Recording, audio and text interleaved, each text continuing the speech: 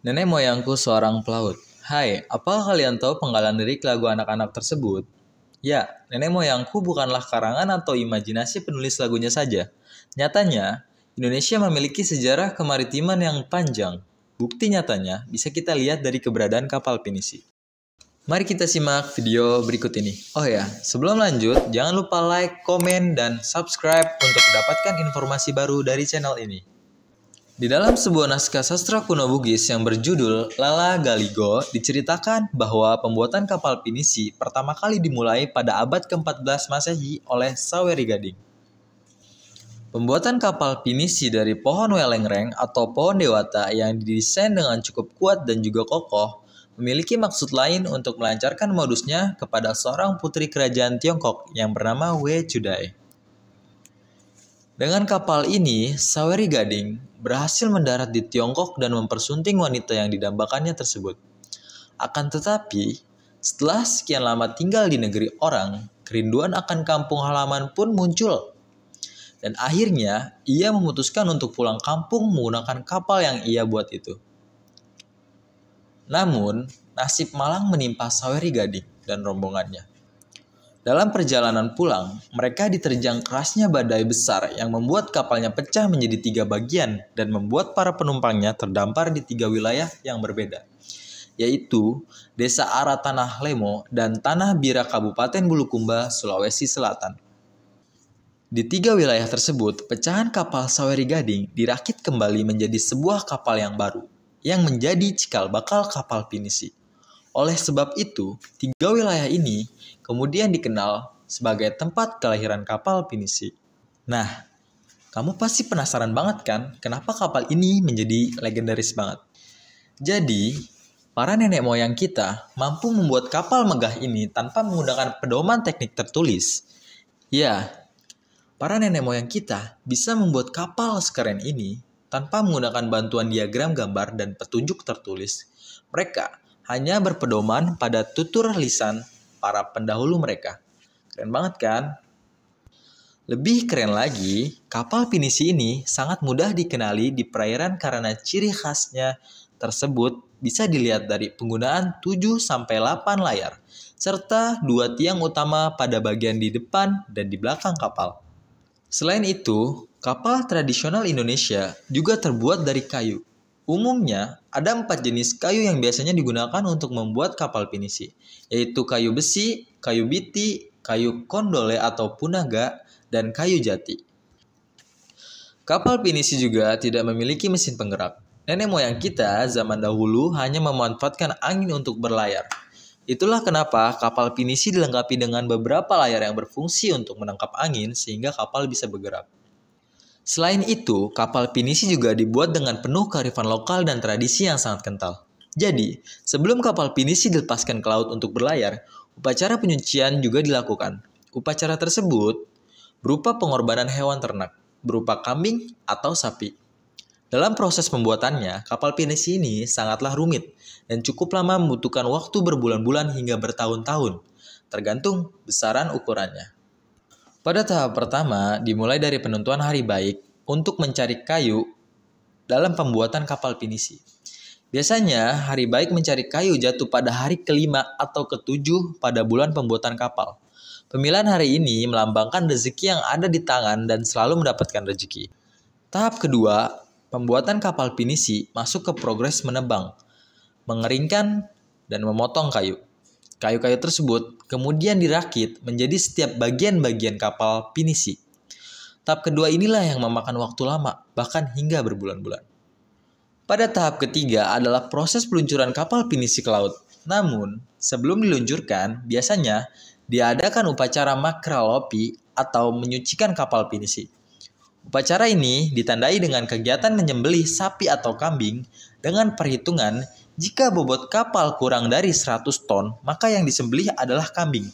Sedangkan kalau di atas 100 ton, berarti yang akan disembelih ialah sapi.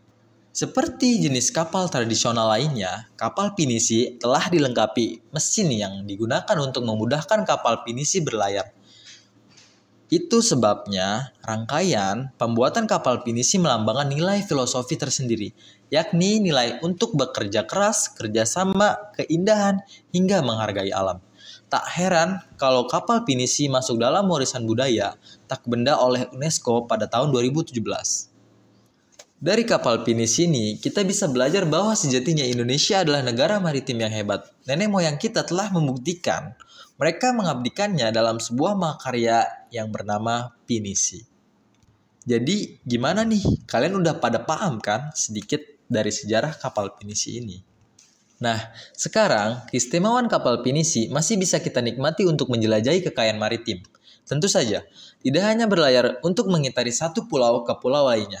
Wisata air seperti snorkeling atau menyelam juga jadi menu liburan dengan pinisi. Seperti contoh yang terkenal yaitu pinisi yang ada di Labuan Bajo. Paket wisata kapal pinisi di Labuan Bajo menawarkan pengalaman melintasi perairan biru yang jernih dan pantai putih yang memikat. Snorkeling dan diving di Pulau Komodo atau Pulau Rinca adalah aktivitas yang sayang untuk dilewatkan. Keindahan terumbu karang dan keanekaragaman hayati laut yang luar biasa akan memukau para pengunjung. Selain Labuan Bajo, kamu juga perlu ketahui lokasi wisata kapal pinisi lainnya di Indonesia, seperti di Raja Ampat. Sembari menikmati indahnya Kepulauan Raja Ampat dengan berkeliling, kamu juga dapat menikmati pengalaman berpetualang yang mewah di atas kapal. Raja Ampat menjadi destinasi impian para pelancong domestik maupun mancanegara. Keindahan pulau yang tiada tara menjadikan Raja Ampat sebagai bucket list setiap orang. Destinasi wisata Bali memang tak ada habisnya memberikan kejutan bagi wisatawan lokal maupun mancanegara. Pulau Bali memang terkenal dengan pesona alam dan budayanya yang mempesona. Kini, kamu bisa menikmati kapal pinisi dari pelantaran Manjangan Bali dan menghabiskan waktu berkualitas bersama orang tersayang. Bicara soal destinasi wisata, di kota Makassar, Sulawesi Selatan sepertinya tidak ada habisnya. Sebagaimana diketahui, kapal pinisi adalah merupakan kapal tradisional suku Makassar yang sudah dikenal oleh mancanegara sejak abad ke-14. Kini, wisatawan bisa menikmati keindahan Pantai Losari dengan menggunakan kapal pinisi. Kapal pinisi ini diharapkan bisa menjadi ikon baru di kota Makassar. Dan kini, warga Jabodetabek tak perlu lagi jauh-jauh ke Labuan Bajo bila ingin liburan mewah naik kapal pinisi. Kamu ternyata bisa melakukannya di Jakarta. Pinisi Experience ini akan membawamu mengelilingi pulau-pulau indah di Kepulauan Seribu sembari menikmati berbagai fasilitas yang menarik lainnya.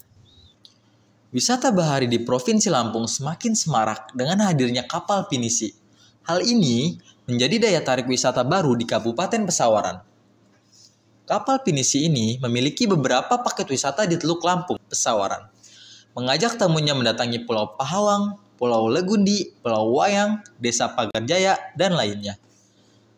Kehadiran kapal ini tentu saja memberi kabar gembira bagi Anda yang ingin merasakan liburan dan tinggal di atas kapal pinisi. Tidak perlu pergi jauh lagi ke daerah lain di Indonesia.